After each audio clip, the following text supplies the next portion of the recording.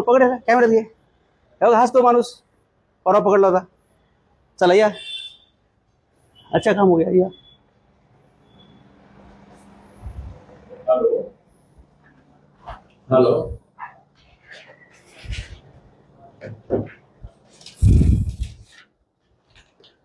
बाहेर तो राजू लेंगरे बसलेला मला दिसला, ज्याच्या गाडीमध्ये पैसे पकडले होते. आत्ताच तो बाहेर दिसला मला, कॅमेऱ्यात घेतला मी त्याला. त्याचं काय काम असतं या ऑफिसला बरं?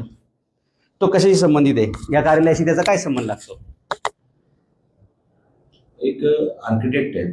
हा त्या आर्किटेक्टच्या मार्फत जे काही स्क्रुटिनीचे प्लान्स असतात हा ते घेऊन येतात आणि स्क्रुटिनी करून संबंधित आर्किटेक्टला पोहोचवतात. ते आर्किटेक्टचं त्यांच्याकडे अपॉइंटमेंट लेटर आहे? ते आर्किटेक्टसाठी काम करण्याचं काय ऑफिशियल पुरावा आहे? He seems to be agent. ते अधिकाऱ्यांना लाच देण्यासाठी वापरण्यात येणारा व्यक्ती आहे असं मला माहिती आहे. गेल्या वेळी जेव्हा आम्ही त्यांच्यावर कारवाई केली 23 जानेवारीला, त्यावेळी गाडीमध्ये जे कागदपत्र सापडली 17-18 फाईल त्या फायर डिपार्टमेंटशी संबंधितच होत्या. म्हणजेच ते पैसे तुम्हाला देण्यासाठी आणले होते असं डायरेक्ट माझा त्यातला आरोप आहे.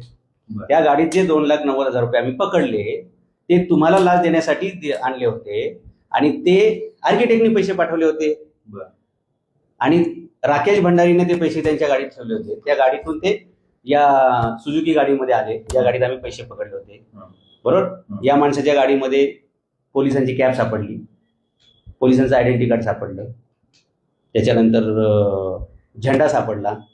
पोलीस असण्याची बतावणी करून हे अशा प्रकारे लाच देणे घेण्याचे प्रकार ती व्यक्ती करते. ती आत्ता पण मला तुमच्या ऑफिसच्या बाहेर दिसली. म्हणजे एवढं सगळं प्रकरण झाल्यानंतर सुद्धा ती व्यक्ती इथं कशी काय दिसते?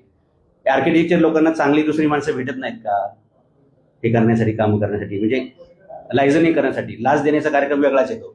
बरोबर. आता मूळ प्रश्न असा आहे की तुम्ही तुमचे प्रशासन अधिकारी बोलवा, तुमचे लेखावाल इथं बोलवा, तुमची इथं अपॉइंटमेंट काय म्हणून आहे, तुमचा पगार काय म्हणून निघतो आणि तुमचा कार्यादेश काय ते मला दाखवा. तुमचं जॉब प्रोफाईल काय हे मला पाहिजे.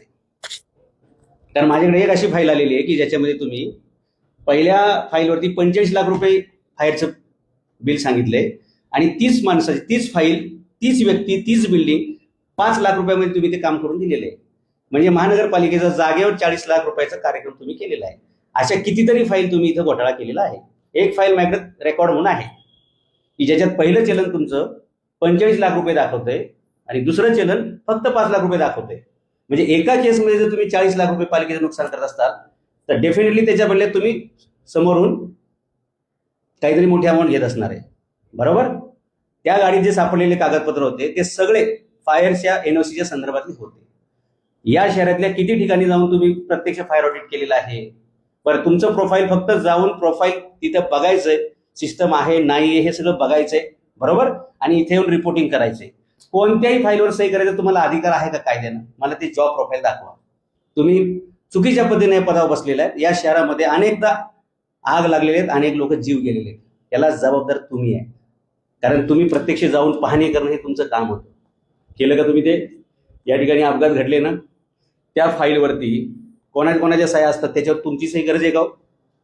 तरी सुद्धा तुम्ही ह्या खुर्चीत बसलेला आहात. मला तुमचा प्रशासन अधिकारी तर बोलवा, तुमचा लेखापाल बोलवा, तुमचे कार्यालयीन ऑर्डर दाखवा की तुमचं काम नक्की काय आहे. हे सगळं तपासण्याचा तुम्हाला अधिकारच नाहीये कायद्यानं. तुमचं काम आहे फील्डवर जाऊन फायर सिस्टम आहे नाहीये याचा अहवाल देणं आणि बाजूला म्हणून. मग क्लर्क, तुमचा अपर क्लर्क, बरोबर, या सगळ्याकडून सहाय्यक आयुक्त, उपायुक्त आणि मग फायरच्या अतिरिक्त आयुक्ताकडे फाईल सही करायला जाते. तुमचा कुठेही रोल नाही सही करायचा, तरी सुद्धा तुम्ही हे कागदपत्र घेऊन बसलेले आहात आणि सह्या करायचं तुमचं काम चालतं. हे चुकीचं आहे. आता तुमचं मत सांगा, बोलवा तुम्ही यांना, तुमचे प्रशासन अधिकारी बोलवा, तुमचे लेखापाल बोलवा, काय असेल ते. तर तो माणूस मला इथं आज पण दिसला ज्याच्या गाडीत पैसे आम्ही पकडले होते.